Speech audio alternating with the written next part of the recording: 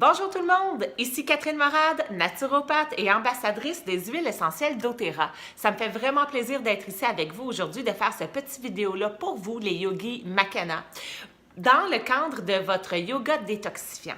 Donc aujourd'hui, ce qu'on va regarder, ce sont les huiles essentielles que vous pouvez utiliser pour supporter la détoxification de votre corps tout en faisant votre programme de détoxification yoga. OK? Oui, les huiles essentielles, ce sont des outils extraordinaires pour la détoxification des organes à l'interne. Mais comme vous pouvez voir, je vous invite aussi dans ma cuisine aujourd'hui parce que je trouve que les toxines qu'on a dans notre corps viennent principalement de 3 places, dont une de celles-là est de votre alimentation. Quand on mange une alimentation normale et qu'on n'achète pas ces aliments biologiques, bien, on consomme énormément de pesticides qui restent pris dans nos organes internes et pris dans notre masse graisseuse, dans notre gras. Les pesticides, les toxines qui sont dans notre corps viennent aussi des produits chimiques qu'on respire au quotidien et viennent aussi de tout ce qu'on se met sur la peau, les 1001 produits chimiques qu'il y a dans l'industrie cosmétique qu'on se met sur la peau, dans nos crèmes, nos maquillages, nos shampoings, etc., etc. Donc, je vous invite dans ma cuisine parce que je trouve qu'il y a vraiment des façons efficaces de détoxiquer le corps humain et un de ceux-là et de faire attention à son alimentation, de manger des aliments sains, non transformés et le plus possible biologiques. Et la deuxième façon de se détoxiquer aussi d'une manière efficace, c'est d'utiliser les huiles essentielles. Mais des huiles essentielles qu'on peut prendre à l'interne. Et ce ne sont pas tous les grades qui peuvent être pris à l'interne, c'est ce qu'on va regarder ensemble aujourd'hui. OK, donc je vais prendre une vingtaine de minutes avec vous pour vous expliquer qu'est-ce qu'une huile essentielle, comment ça fonctionne dans le corps humain et quelles sont les huiles essentielles que vous pouvez prendre à l'interne pour aider à détoxifier votre corps. Tout ça en 20 minutes, c'est extraordinaire, un flash vidéo. Donc, je commence. C'est quoi une huile essentielle? Je le sais que vous aimez ça. Vous avez vos petits diffuseurs. Ça sent bon, les huiles essentielles, ça met de l'ambiance. Bien, une huile essentielle, c'est beaucoup plus qu'une petite odeur puis quelque chose de cute. OK? L'huile essentielle, ça vient des plantes, comme vous le savez. C'est le système immunitaire de la plante. C'est partout sur la plante, sur ses feuilles, sur ses branches, sur ses fleurs, sur ses fruits, sur ses brindilles, sur ses racines, partout. Okay? Le but de l'huile essentielle sur la plante, c'est d'aider la plante à s'adapter à son environnement, donc quand il y a des conditions météorologiques difficiles, repousser les insectes qui lui sont néfastes et l'aider à la cicatrisation en cas de blessure. Donc, ça agit vraiment comme son système immunitaire. L'huile essentielle est extraite de la plante principalement, c'est par distillation ou pression à froid, comme les olives. La distillation, on prend les feuilles, par exemple, quand c'est extrait de la feuille, on va les cueillir à la main. Il faut que ce soit distillé rapidement après la cueillette. Donc, on va distiller dans un distillateur de qualité, à la bonne pression, à la bonne température. Il faut que ce soit des travailleurs qui savent ce qu'ils font, des travailleurs expérimentés, pour vraiment pas changer le portrait moléculaire de l'huile essentielle. OK?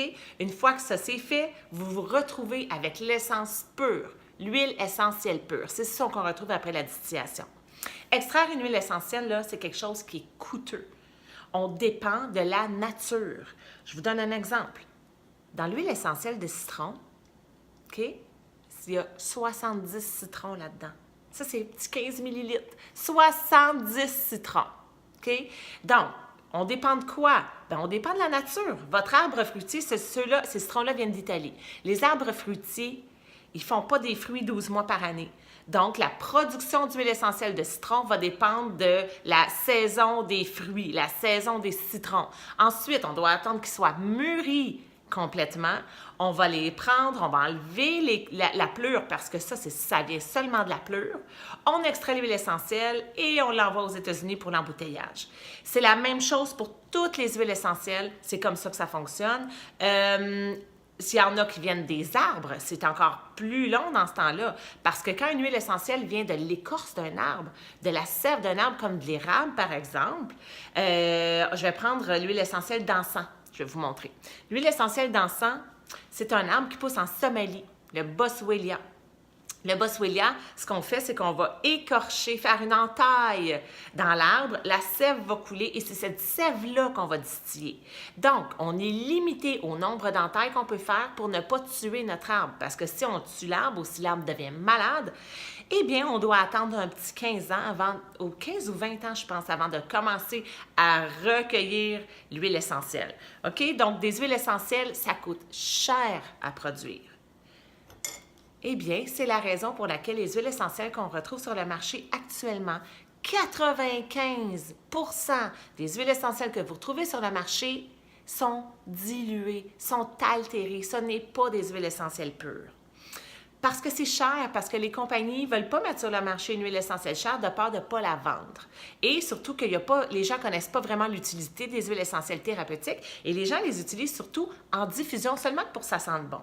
Mais une fois qu'on connaît les propriétés thérapeutiques des huiles essentielles et qu'on connaît l'impact qu'il peut avoir sur le corps humain, là, on comprend toute l'importance d'avoir une huile essentielle 100% pure. Parce qu'une huile qui n'est pas pure, qu'est-ce qu'il peut y avoir là-dedans? Premièrement, des pesticides. Si votre citron est arrosé de glyphosate, est arrosé de Roundup pour repousser les insectes, bien, vu que ça vient de la pleure, ce que vous allez avoir, c'est un ultra concentré, 70 citrons, ultra concentré de pesticides.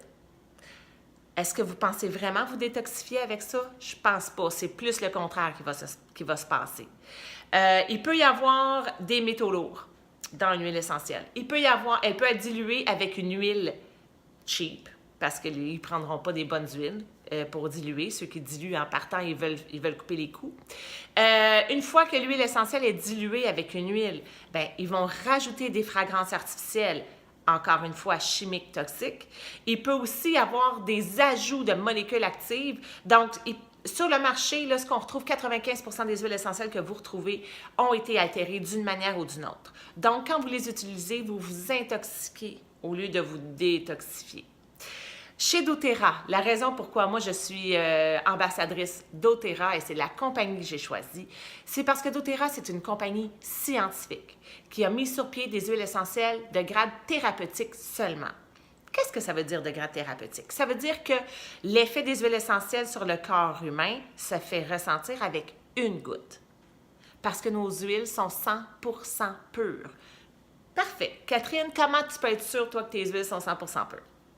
Super facile. doTERRA, c'est une compagnie avec un chiffre d'affaires d'1 milliard de dollars par année. Donc, nous, on ne court pas du tout après les poursuites. Ce qu'on veut faire, c'est vraiment vendre un produit thérapeutique sérieux avec des bases scientifiques et des preuves à l'appui à notre clientèle. OK? Voici, en dessous de... Là, on ne voit pas bien. En dessous de la bouteille, vous allez avoir un numéro de lot avec une date d'expiration.